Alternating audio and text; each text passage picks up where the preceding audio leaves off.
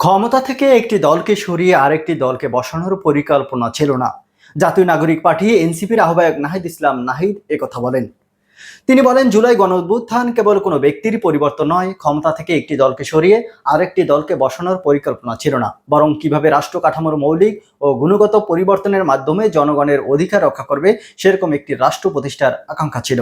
শনিবার 19 এপ্রিল জাতীয় সংসদের এলডি হলে জাতীয় ঐক্যমত্য কমিশনের সঙ্গে সংলাপকালে তিনি একথা বলেন।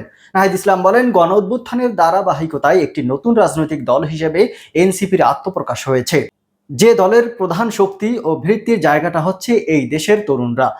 সেই জুলাই গণঅভ্যুত্থানের প্রেক্ষিতে আমাদের বক্তব্য ছিল, আমরা ফ্যাসিবাদের বিলোপ এবং একটি নতুন রাজনৈতিক বন্দোবস্ত প্রতিষ্ঠা করতে চাই।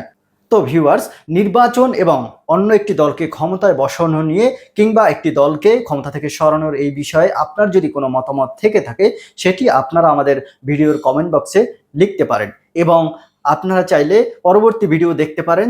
সেক্ষেত্রে আপনাকে এই চ্যানেলটি, এই পেজটি ফলো করে রাখতে হবে এবং ভিডিওটি শেয়ার করে রাখতে হবে।